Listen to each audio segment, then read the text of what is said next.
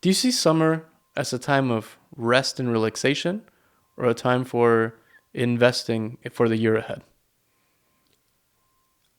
I think it's both. You got to take your time and rest as a pastor, as a church leader, because the work is exhausting. You have to take care of yourself. You have to be healthy. And in addition to it, summer is an incredible opportunity to tell people our church is here. We welcome everybody. We want to serve you, and our people are a wonderful community that could become your spiritual family. So I think you do both. Welcome to Magnified Ministry Podcast, the podcast dedicated to inspiring, encouraging, and equipping parish leaders to build thriving missionary communities in today's rapidly changing world. This is the Magnified Ministry Podcast. Welcome back to the Magnified Ministry Podcast. I'm your host, Marco, and I'm joined by the other host, or the host, Father Peter. Hi, everybody. We're glad to be here because we're talking about summer today. Yes. It's a special... And it feels like summer in Chicago, so this is really exciting. It was a very long winter. I mean, the seasons in Chicago, there's like 9 seasons in the first 6 months. So it's great to be here. But before we dive into some of the things that we want to talk about and why we think summer is such an important moment of engaging, I think it's important just to pause and recognize the movement of the Holy Spirit that we have seen in the first couple of months of the year. Can you share about some of the things that you've recently heard in conversations with folks? Well, first, a number of weeks ago, I was speaking at this conference on parish renewal in Buffalo, and it was a really well-organized gathering of priests and lay people, and something that Father Brian, who is the vicar there for renewal, was telling me that so many parishes that really lean into the spirit of renewal, right, that are paying attention to where people are, they all have seen incredible growth in people joining the church through OCIA. And we're talking about, years and years of nobody, and now 5, 6, 7 people joining the church. So God continues to be on a great move all across. I bet God is greatly on move in your own parish and community. And something that just recently we've seen, right, is that since the death of Pope Francis and election of Pope Leo, the Google search of how to become Catholic is up 374%. I mean, that's pretty incredible number. And we have, 44 people right now in our OCIA, summer OCIA here at St. Clement. So people are really eager to lean into this question of faith and Jesus and values. And I do think it goes back to some of the conversations we were having, at the very beginning of this podcast, right? That all the research in the last 5 years has pointed to the fact that the younger generations have this desire to explore faith in a way that we haven't really seen in some of the older generations. But there's got to be a place to catch them, right? And if you don't have a parish or a church that is ready to welcome people that are looking to explore, it's a question or an intuition or a feeling that's not going to be caught, right? And so it's important for churches to be able to answer those questions, right? And to create space for people to explore.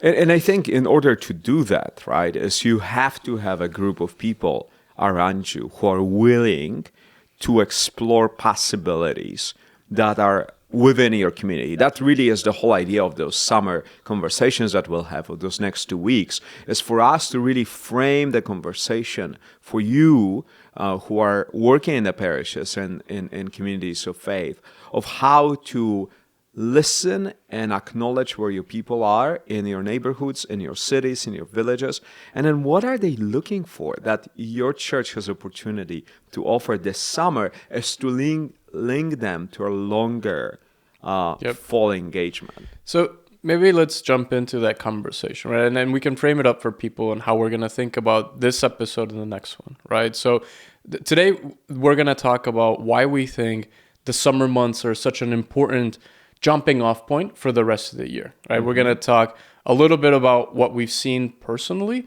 but we also want to share a little bit of what we've seen, from a research standpoint.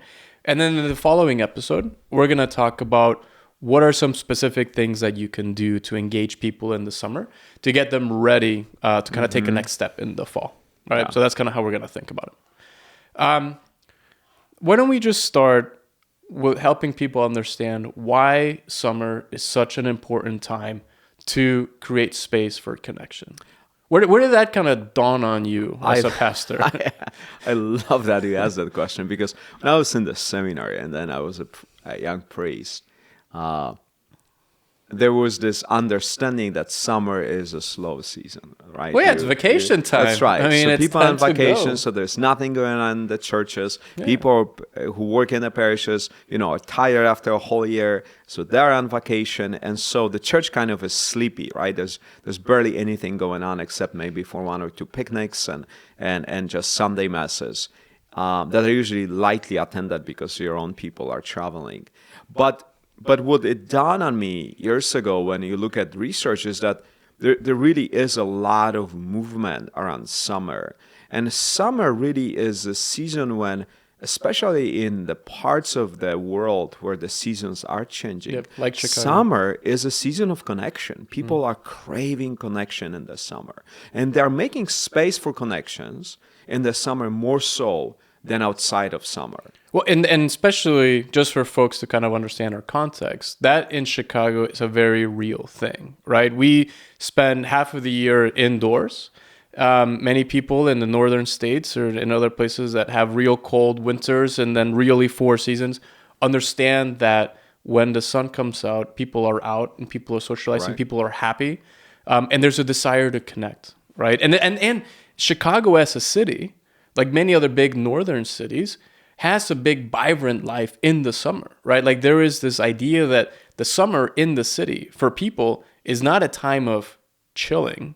It's a time of there's lots to do, right? And there's a lot of things happening.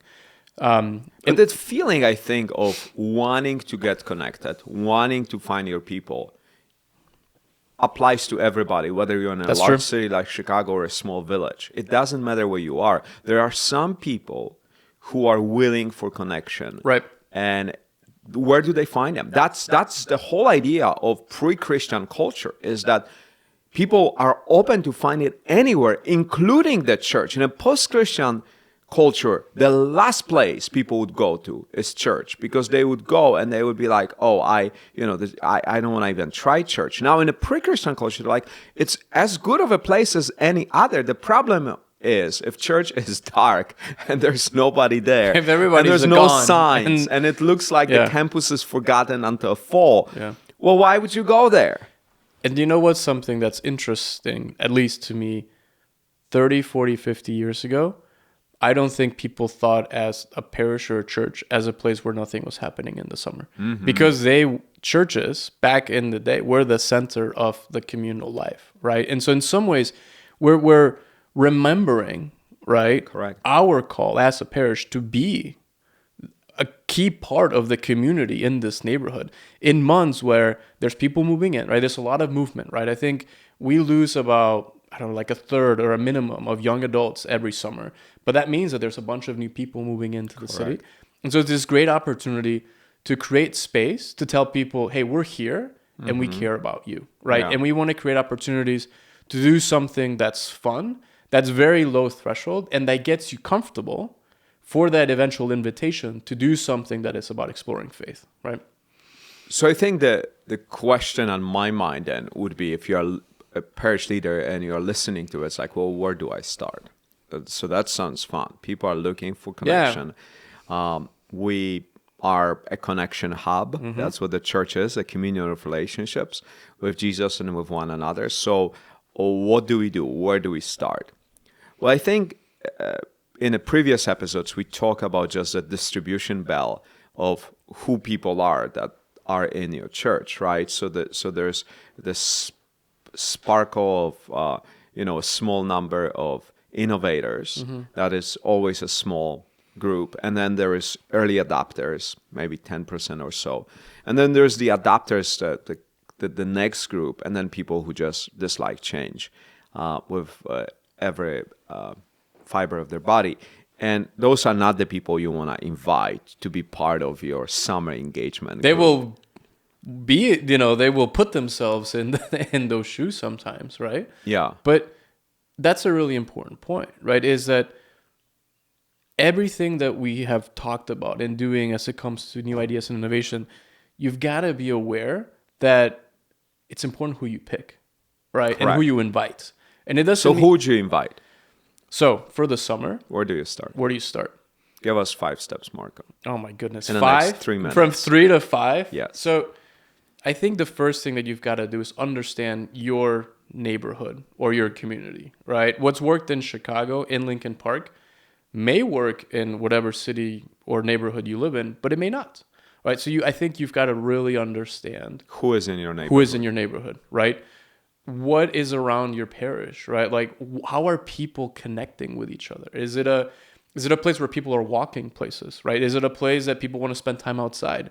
Is there a lot of young, college graduates that are coming? Is it young families that are coming? Is it seniors? Like, what's the makeup of that neighborhood? Correct. And also, what are the places that they go to connect with others or look for connection? Because I think that helps you to understand, like from a sociological or anthropological standpoint, who are the people in your pastoral region, if you want to call it that. So I think that's step one. Understand who is there. Number 2 is understand what your parish or what the people in your parish are really good at, right? I think one of the things that makes St. Clement phenomenal is this, like, and I think it's been here for a long time. I think you just threw jet fuel on it, is this essence of radical hospitality, right? People here are really hospitable. They want to greet, they want to welcome, they want to create space. And so that's a charism, I think, of St. Clement, this desire to welcome and greet and create space for people, and not just put it there, but actually be thoughtful about it and intentional. And so that understanding what are the other charisms that your parish has, right? And what space you have to play with, right? So I think one of the first things that we did here was the courtyard, use it for as much things as possible, right? It's a small space, but you really only have 3-4 months where you can use it. But we try to do a lot of things in the back or in the parking lot to use this beautiful space that we have, right? So understand your neighborhood. It's number 1. Understand what you have to offer your baseline in terms of charisms that your parish has, but your space as well. I think step number 3 is finding a group of, 10 or 12 people that you can start helping you come up with things, right? I think that's a critical step, right? Yes. Because that's where I see parish leaders. It really should not be just the struggling. staff, That's right? And it should not just be the pastor Who are your partners in that? that can own it, That's right. right? Because People are capable of owning things. They have great jobs. They raise their own children. People are fully capable to organize a parish social event, but you have to They are. empower them and let them do it. And what's the biggest hurdle you think that keeps people from asking other people to get help? My answer is you think that they're too busy, that they're going to say no. But I don't think that's always been the case when you ask people, right? I mean, you're also very good at asking and encouraging, but there's this fear, I think, that holds us in ministry from letting go of that control, but also of inviting people. But everybody else is asking them, right? And that's my take on it. When I talk to our people, they always say, "Oh, we are so busy." And then I ask the follow-up question, "What are you busy with?" And it's like, "Well, I'm helping on this foundation. I'm helping on that foundation, and I'm organizing, football Or I've got to take my kids, I've got to watch and kids and stuff. Yeah, and so it's like, oh, you're busy giving of your free time and making a community better. Great. Make it also in the church. Exactly. And so I think, hopefully, if your parish has been doing some of those initial steps of renewal and evangelization, you'll have people that are not just good at hosting events, but are people that have maybe led an alpha group or have been trained in a way that they're actually also starting to be disciples themselves, so that they're able to not just create a good fellowship event, but create a good fellowship event that people start connecting in a new way, right? And so I think finding the right people and people to help you is really important. So I would say step number 3. 4, I think, is figure out what you're going to do, right? Because there are many things you could do. You could do wine and there's been like wine and cheese, or there's movies, or there's this and that, concerts, like all kinds of things that you could do. But finding a set of activities that happen consistently, right? It can't be once a month. That's right. It's got to be on an ongoing basis in a way that's not going to kill your team, but in a way that is sustainable and expected. Otherwise, people aren't going to come, right? Well, or they will come and they will get really excited about something. You will entertain them, all right, but they won't be making their step toward church and discipleship, right? So I think the consistency of the offering is really important. Even if you do a 4-week series, that is every other week, or 3-week series, that 3 weeks in the road. But you basically say, hey, for 3 weeks we come, we have 30 minutes of live music, and then simply we have few games, for different age groups and so forth. What that does is it moves people from strangers in the pews next to each other to members of the same community, to people who now have something in common. And that really changes people's mindset from church being a provider of services to church being a spiritual family. And I think, again, figuring out what you're going to offer, right? There's some basic guidelines that you should follow. Do it consistently, do it on weeknights, but also think about what would speak to the people that are in your community, right? So I think we've got a good balance here at St. Clement. There are some things that are targeted very much towards young adults, right? With theology on tap and all of that. But now there's like the every other week, I think, the Wind Down Wednesdays. And I think what's great about that is it's taken a couple of years to really figure out what's the formula for that. And there was a lot of learning through that, right? And so I think with that is don't be afraid to fail. Don't be afraid to try things. Just be willing to adapt and improve. And part of it is you won't get everybody at everything, right? And something that we've learned in organizing Wind Down Wednesdays is that we have a whole committee now of people working on it. And they're excellent, but basically some people would say, hey, we are really passionate about having a game nights. And there will be a lot of opportunities, and we will set up pickleball courts on a parking lot, and there's a lot of opportunity for children, and that will be a fraction of my parish that will really participate in it. But there is a fraction that cares less about it. They would come to an evening of how to learn to make flower arrangements. That, by the way, last year we had 300 people show up for that, mainly women, but doesn't matter. Those 300 women really loved it, right? And so I think that's where you want to pay attention to what people are saying and let them run with their ideas, and knowing that those are the people now you are in dialogue with, who are on your campus. And now it's on you to move them from receiving that service to participating in the life of the church. Which is step number 5. So if step 1 is figure out who's around so that you kind of know what people's asks are. Number 2 is figuring out what you as a parish can offer. What are your charisms? What's your space look like? Point number 3 is figure out who's going to help you to pull this off. Number 4, what are you actually going to offer and what are you going to do? Number 5 is, so how does this all fit to an invitation to something in the fall, right? This can't just be, we're going to have great summer programming and everyone's going to have a lot of fun and it's just events and it's fellowship. Like, if that's the goal, then forget about it. This has got to be a launching off point into Alpha, into, a Bible course, into experiencing, something course. Like, this is a way to get people to think about church differently, right? And to think of church as a community, a place where you can come and learn and grow and be known and be seen. But it's a community that's rooted in Christ. All right, and so we got to remember that the goal of this is to invite people into something in the fall. And I do think that is what we are seeing, right? Is people are coming to summer things.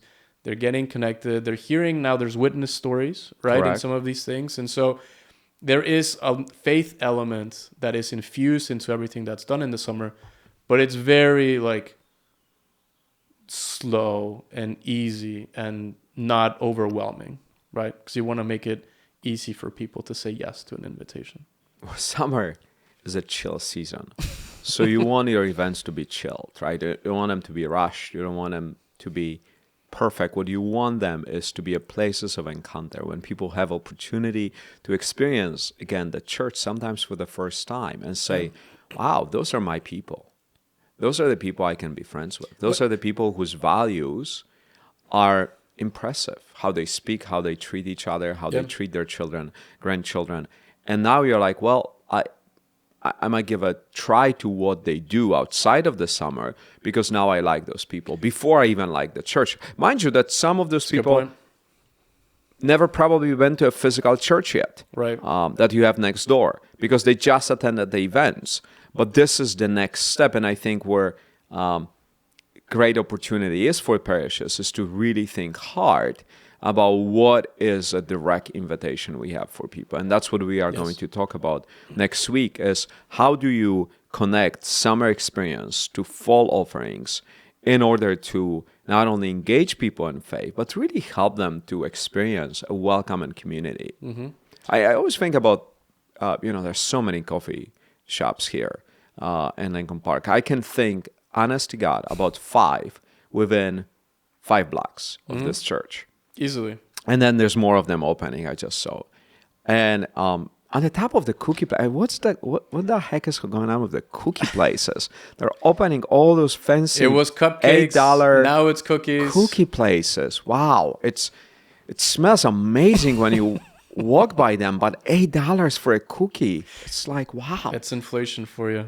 I guess. I didn't realize we were getting into an economics podcast. I like it. Like it. But what I'm trying to say, or what I did try to say before we started talking about cookies, is, none of the coffee shops opens without growth strategy. They all have some strategy in mind of how they will capture people in the neighborhood and bring them into that space to use the facilities to drink the coffee, right? And I always think that's such a great example because people say, our church cannot grow. No, every organization can grow, including the church. Do you have strategy and pathway of growing? And how will your fall look like a season of growth? That we'll focus on it in our fall conversation in a few weeks. Yeah. But I think that's just so important to have a mindset of growth and engagement. And I think that's a beautiful way to maybe wrap this, sort of episode up, right? This idea that summer, because we're in ordinary time, right? It doesn't mean ordinary and boring. It just means that there isn't, any big liturgical thing happening in the summer, really. It creates an opportunity to think differently, right? And as an organization, just like anything in this world, right, that has life, you're constantly moving towards entropy, right? Towards a state of death. That's just basic science. And so you have an opportunity. You actually, as a pastor, have a choice. Do you want to do something about that? Like, do you want to sustain and maintain? Or do you want to grow, invest and grow? And I think that's the invitation that we have for people, right? Mm-hmm. Like, summer, very easy to say, you know what? I'm going to take 3 months off. Just do nothing, go to the beach, wait till the fall till people come back. No one's here anyway. But that's not true. And so everyone has an opportunity to decide, do you want to do something about this great opportunity or let it pass you by and try to pick it up again next year? Well, we are grateful you're with us for this episode. Next week, we'll continue the conversation on the summer engagement with some specific ideas about what you can do and how to connect that to the fall. And the following week, we actually will have a special. We'll have a special guest, Carlin Williams, who will join us. She's a young adult here in our community, and because she's in data analytics, she is helping us really understand the minds and the hearts of Gen Z. So if you want to learn about next generation more, how they think and perceive the church, this is a conversation for you. God bless you all. Have a good week.